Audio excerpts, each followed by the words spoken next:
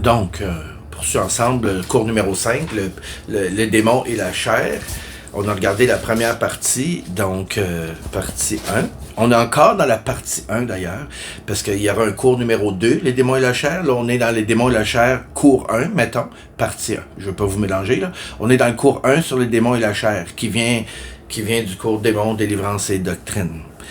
C'est parce que c'est très étoffé qu'on est obligé de les segmenter comme ça. Si vous avez des questions, vous avez peur de manquer un cours, dites-le moi, je vais m'assurer que vous avez tout. Maintenant que nous connaissons le mandat et les objectifs de Satan à notre égard, il faut avoir vu le premier vidéo sur les démons et la chair.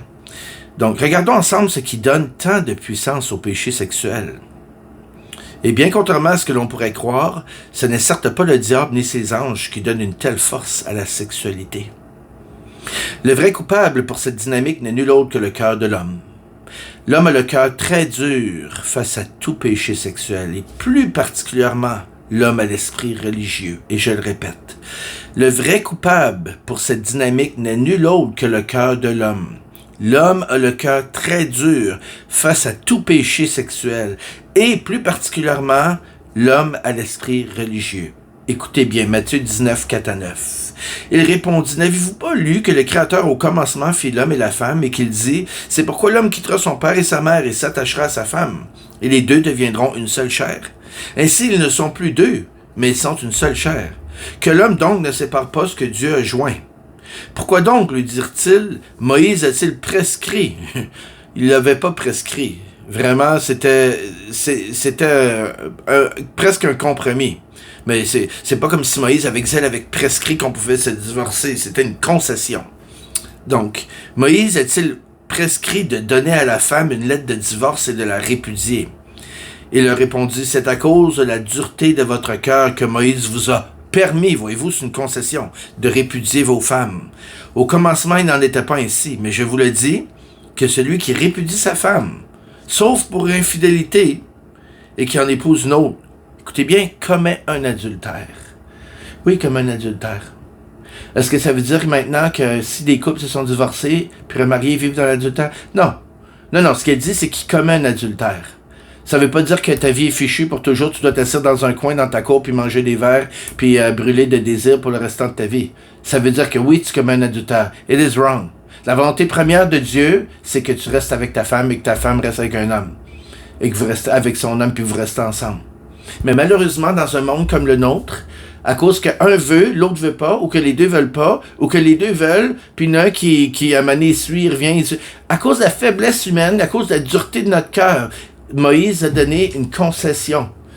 Il a donné une concession pour qu'on puisse avoir une lettre de divorce. Il y a des chrétiens qui disent, si t'es divorcé, tu vas en enfer. Regarde, ce genre de néandertalité, ok, n'a pas sa place. Ça n'a pas sa place dans le Nouveau Testament, ni dans le comportement de Jésus, en rien. Tu peux être que tu sois le moyen des théologiens, tu ne pourras même pas venir commencer à débattre ou à me convaincre de ceci. La vérité, c'est qu'il y a beaucoup de gens qui sont blessés à cause de Néandertal, qui vont venir les accuser, les juger, alors que ces gens ont tout essayé, ou ces gens ont une vie brisée, ou ces gens, sachant qui vous êtes, vous ont même pas dit toute l'histoire, tellement qu'elle serait trop lourde pour certaines d'entre vous, ou d'entre nous. C'est tellement facile de juger.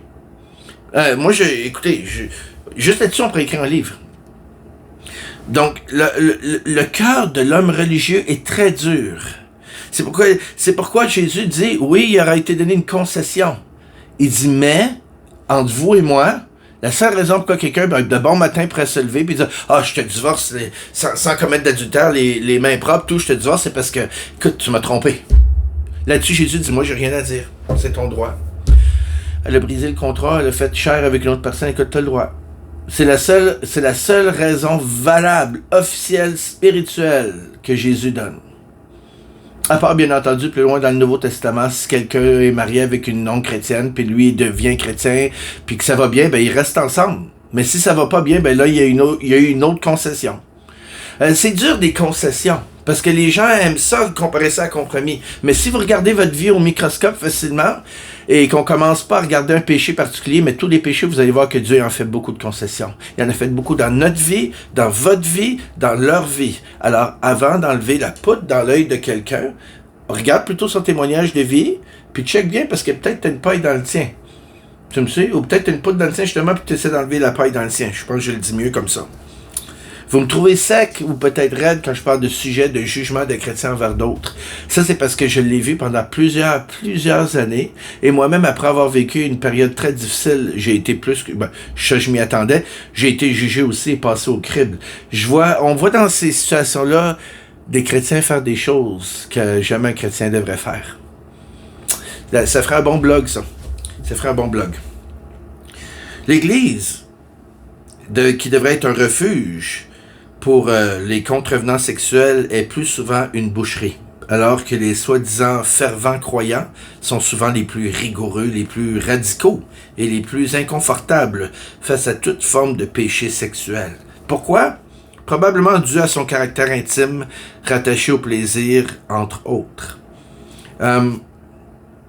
Le cœur de l'homme est dur par rapport à la sexualité, mais c'est pas une excuse. On est appelé à marcher comme Christ. Dans l'Église, tu sais comment c'est. Oui, je sais comment c'est, le diable aussi le sait. Fait que c'est pour ça qu'il faut qu'on marche comme Jésus.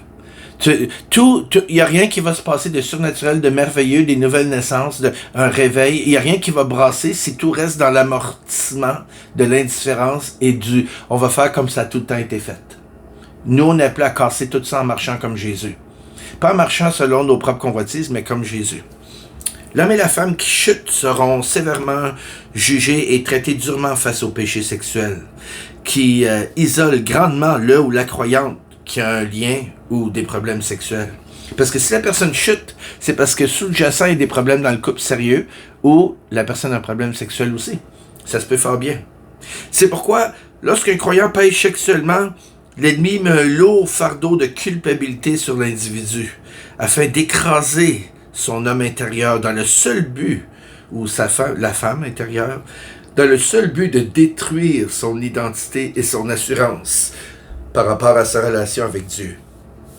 C'est aussi pourquoi plusieurs restent liés dans leur dépendance et que d'autres encore se tiennent en retrait pour éventuellement quitter l'Église, ou pire encore, faire naufrage face à leur foi chrétienne.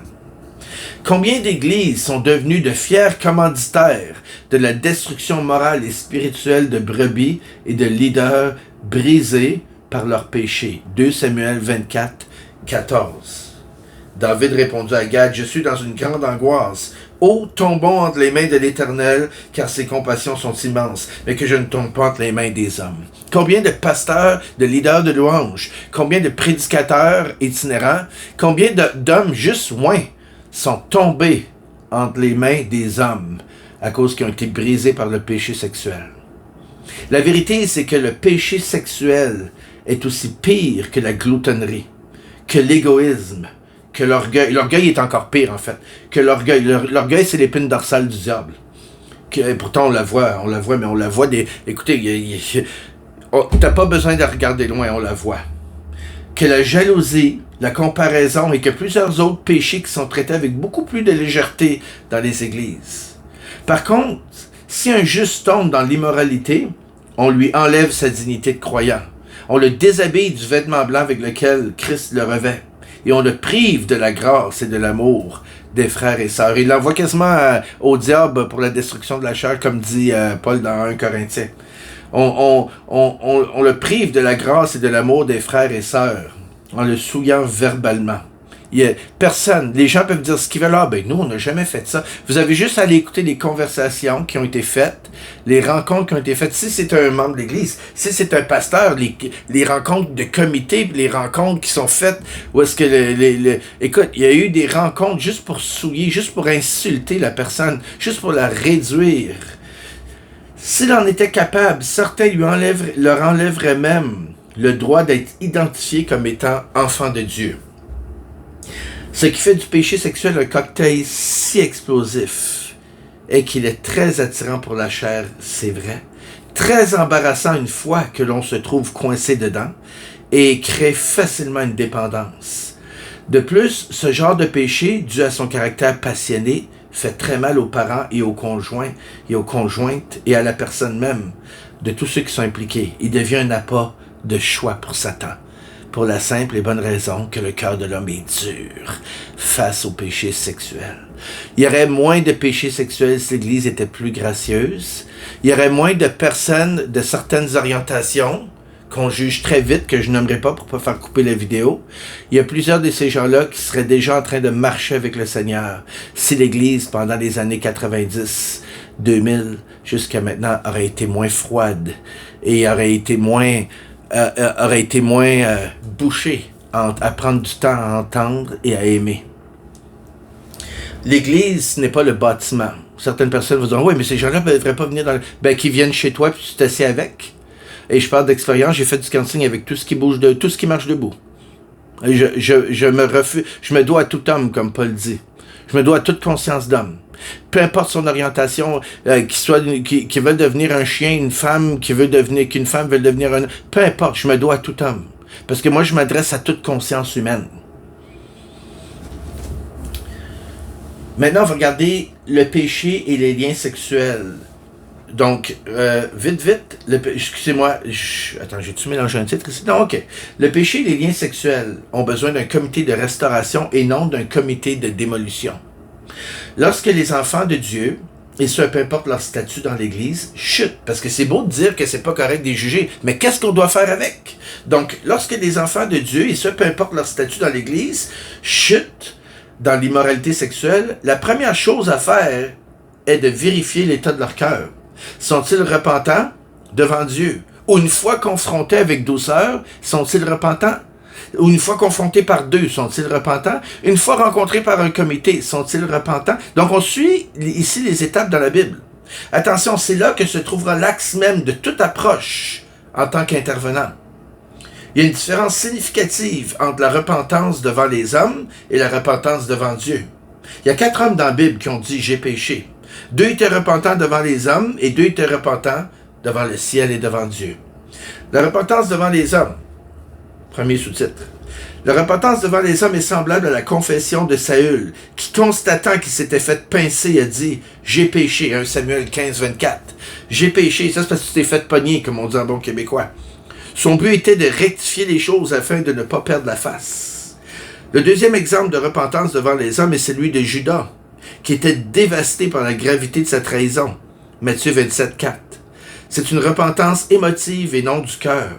C'est une repentance issue d'une redevabilité devant la chair et non devant Dieu. Judas connaissait le cœur de Jésus et ayant d'innombrables fois vu et expérimenté sa grâce, n'est pas allé le retrouver au pied de la croix. Et écoutez-moi bien, de tous les acolytes de Jésus qui se sont rendus au pied de la croix, s'il y en a bien un qui avait un accès, qui avait une couverture, la couverture nécessaire auprès de l'élite religieuse pour se rendre au pied de Jésus, c'était bien Judas. C'est juste des femmes qui se sont rendues au pied de la croix, à l'exception de Jean. Jean qui était le petit jeune, c'est peut-être sa jeunesse qui a permis de se rendre là sans se faire écorcher. Regardez Pierre, il s'est même pas rendu passer le portique. Il s'est fait détecter à 3 reprises. Mais Judas avait la couverture pour se rendre jusqu'au pied de Jésus. Puis il l'a pas fait. Des fois, les gens vont trouver qu'on est rough sur Judas, il était dissipant. Ouais, mais c'était... Non, Judas aurait pu à tout instant. Il connaissait Jésus, puis c'était un wise. Il connaissait Jésus, c'est un des rares apôtres qui était lettré et qui avait eu une instruction en plus, qui était éduqué. Pas pour dire qu'un homme éduqué est plus wise, c'est juste qu'il savait très bien qu'il avait le droit de se rendre jusqu'au pied de Jésus. Donc, c'est bien Judas qui aurait pu aller demander pardon à Jésus, mais Judas s'est contenté d'aller rendre le salaire qu'il avait reçu et de se confesser à qui? Au prêtre. Donc, il était redevable à la chair et à l'âme. Lui qui avait guéri des malades sous la direction de Jésus et sous l'onction de l'Esprit. Comme disent les Québécois, Judas filait cheap. La repentance de Judas est une repentance issue de la rigueur d'un système, écoutez bien, de loi morale, et non une repentance issue d'un cœur brisé devant Dieu. Donc, 2 hommes dont la repentance était devant les hommes, on a Saül et on a Judas. Et on a ici 2 hommes de la repentance devant Dieu. La repentance devant Dieu, c'est le cri du cœur de David lorsqu'il dit à Dieu et à Nathan, le prophète, « J'ai péché », 2 Samuel 12, 13. Il dit aussi pourquoi celui-ci dira dans un psaume rattaché à cet incident, « J'ai péché contre toi seul, et j'ai fait ce qui est mal à tes yeux, en sorte que tu seras juste dans ta sentence, sans reproche dans ton jugement. » Psaume 51:4. Et le deuxième exemple, donc le premier étant David de repentance devant Dieu, le deuxième exemple de repentance devant Dieu est un homme ayant professé les mêmes paroles, le fils prodigue de la parabole de Jésus, dans Luc 15:21. Il dit, « Mon Père, j'ai péché contre le ciel et contre toi. » Donc oui, il reconnaissait avoir péché contre l'homme, redevable à la chair, mais il dit, « J'ai péché contre le ciel. » Ça, c'est de la musique à mes oreilles.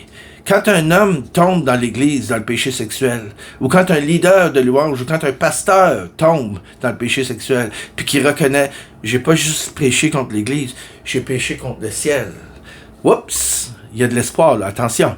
Et c'est là, malheureusement, que les gens bouchent leurs oreilles et que la chair prend le dessus. Les principes, les livres, les espèces de constitutions prennent toute la relève. L'homme ou la femme qui veulent briser le joug de culpabilité et les liens démoniaques causés par le péché sexuel doivent premièrement être repentants devant Dieu et doivent avoir la notion que si leur repentance est sincère, ils seront pardonnés par notre Père Céleste. Celui-ci est plus intéressé à nous voir restaurés qu'à nous voir punis, contrairement à certains comités. Il en est de même, c'est moi qui ai rajouté le mot comité, il en est de même pour toute désobéissance sexuelle. Nous ne réglerons absolument rien du réel problème d'une personne en la jugeant, en l'humiliant publiquement et en la traitant aussi rigoureusement que ce soit, alors que son cœur est repentant. La vérité est que le péché sexuel que l'on redoute tant et que l'on haït tant nous rappelle tant ou tellement notre propre vulnérabilité et notre propre attrait vers la chair et de tout ce qui est connexe. Ça, c'est la vérité. La personne qui se trouve à être aux prises avec un lien sexuel et qui veut être libre doit premièrement comprendre la profondeur de la grâce de Dieu à son égard. Il faut que tu comprennes, toi qui es prêt avec un lien sexuel, que Dieu est pour toi. Tu vas dire, ça fait 16, 15, 10, 5 ans que je suis... Il y a des choses que Dieu veut que tu comprennes. Certes, il l'a pas causé que tu sois prêt avec ce lien. Mais par contre, des fois, oui, tu vas rester un bon bout dans cette porte que tu as ouverte, pas parce qu'il t'aime pas. Au contraire, il veut que tu comprennes sa grâce. Il veut que tu comprennes sa miséricorde. Il y a plusieurs choses qu'il va t'apprendre à travers ce séjour difficile.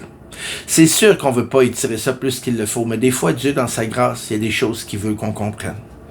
Et la première chose ici à comprendre, c'est peut-être même ça qui va te permettre d'être libéré tout de suite.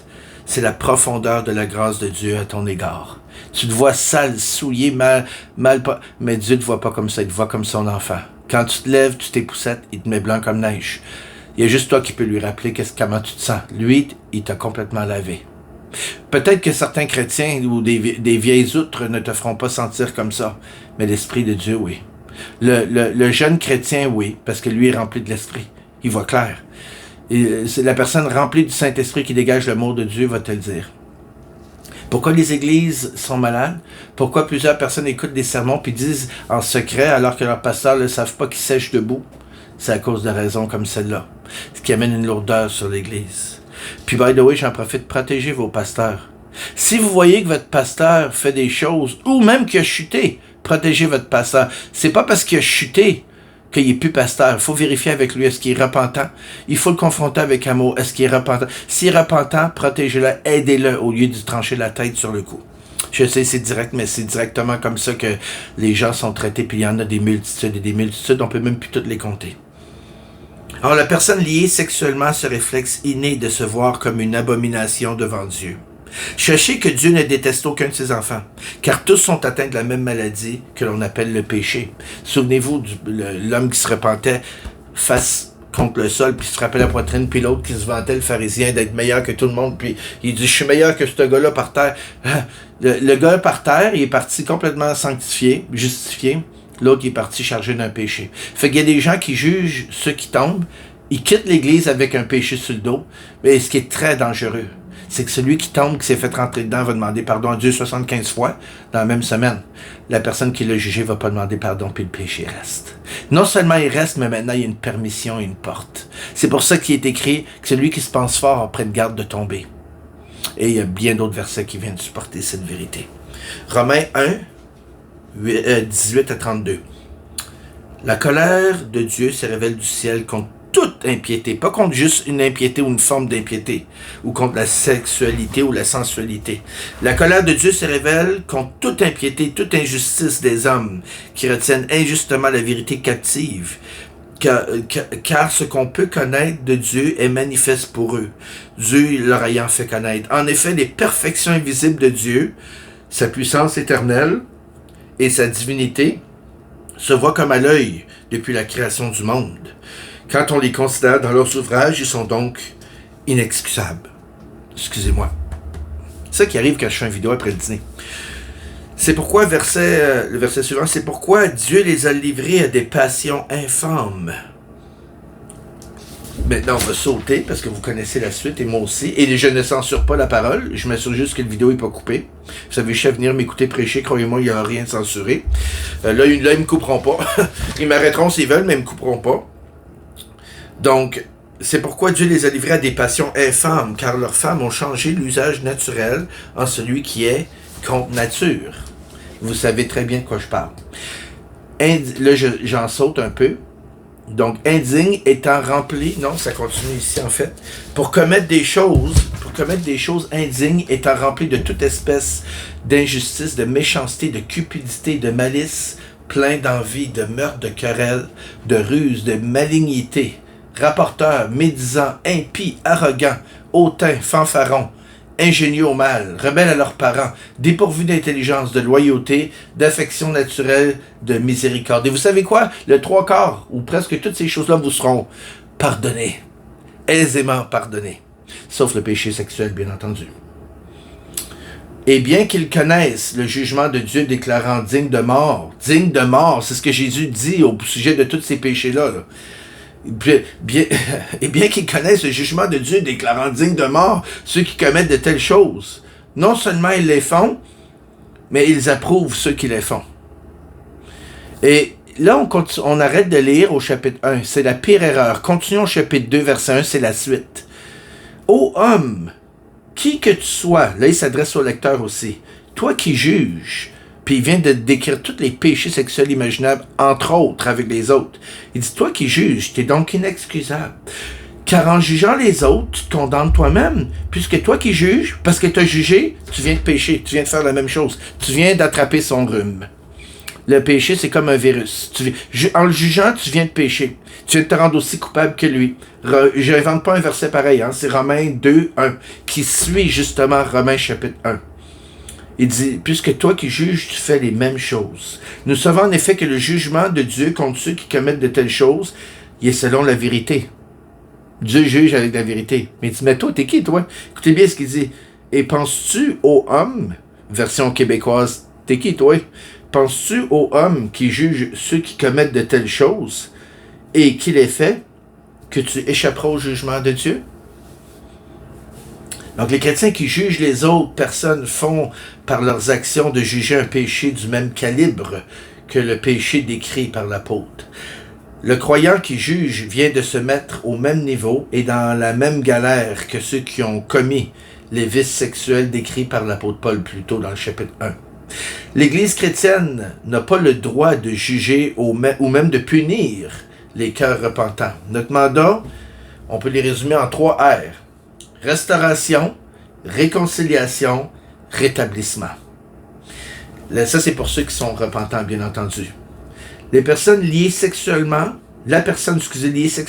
doit en tout premier lieu comprendre que Dieu lui pardonne absolument tout si son cœur est entier devant lui. Si son cœur est entier. Deuxièmement, ensuite, elle doit se pardonner elle-même. Ça, c'est le plus difficile. Et l'Église, souvent, n'aide pas. Non seulement ils n'aident pas, ils le remettent en arrière plus creux qu'il était. Je parle pas de toute l'Église pour généraliser, parce que j'ai remarqué que dans les églises, et j'en ai vu, il y a tout le temps une bonne pochette, une bonne poignée là, de croyants ils ont gardé le cœur de Jésus, le cœur de Christ. Puis quand la personne pêche comme ça, puis les autres jouent les vierges offensées, ben ces gens-là, eux autres, ils viennent se mettre les 2 mains dans le bout, prêts à pardonner puis aider la personne.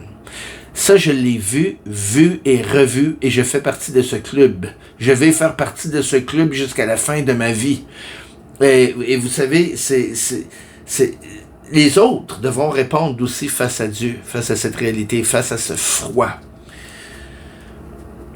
Donc, elle doit se pardonner elle-même, ce qui permettra d'opérer une délivrance efficace et complète. L'intervention doit par la suite conduire la personne liée à se débarrasser des 3 chaînes principales qui gardent tout chrétien lié dans quelque péché que ce soit. Là, j'allais arrêter le cours, mais je pense que vous voulez connaître les 3 chaînes qui gardent les gens liés. Donc, alors, j'ai allongé de 5 minutes pour pas être baveux. Donc, il y a 3 chaînes à briser dès le commencement de l'intervention envers la personne qui est liée sexuellement. La première, c'est la culpabilité, et ils sont très fortes. La culpabilité. Première chaîne que Satan va te garder pour te lier sexuellement dans ce que tu as fait, ou dans la pornographie, ou par ta dépendance quelconque. Et ça touche pas juste la sexualité, ça. On parle généralement. Deuxièmement, il y a la honte. La honte, c'est très fort, parce que la honte, c'est comme si je te mettais un poids incroyable sur la tête, puis ça te rabaissera continuellement. Ça peut te suivre 10, 15, 20, 30 ans. Ça peut même te suivre toute ta vie. La honte. Et la 3e chaîne, la plus forte, c'est la mauvaise estime de soi. Tu as besoin d'être entouré de gens qui vont t'aimer, qui vont prendre soin de toi. Peut-être que tu n'as pas grandi dans une maison qui a nourri les paramètres que tu avais besoin pour te construire une estime de toi convenable. Maintenant, imagine, la vie vient de te donner des coups bas, puis justement à cause de cette mauvaise estime de soi, tu as trouvé l'amour là où il ne fallait pas la trouver, mais tu as trouvé l'amour à la mauvaise place, au mauvais moment aussi, peut-être que tu étais marié. Puis là maintenant, non seulement tout ça, ça a éclaté, mais en plus ton estime de toi est brisée, le peu d'estime de toi que tu as pu construire. C'est les chrétiens qui devraient la rebâtir avec toi, mais parce que beaucoup de chrétiens jugent et sont habitués à sécher debout, il va falloir que tu trouves cette poignée dans ton église. Quitter ton église n'est pas nécessairement la bonne chose à faire. Il y a des gens précieux dans ton église que Dieu a oint comme des gardiens, qui eux vont prendre soin de toi. C'est le genre de personnes dans l'église de Philadelphie qui vont se tenir debout dans le temple de leur Dieu, comme des colonnes, puis qui les quitteront pas.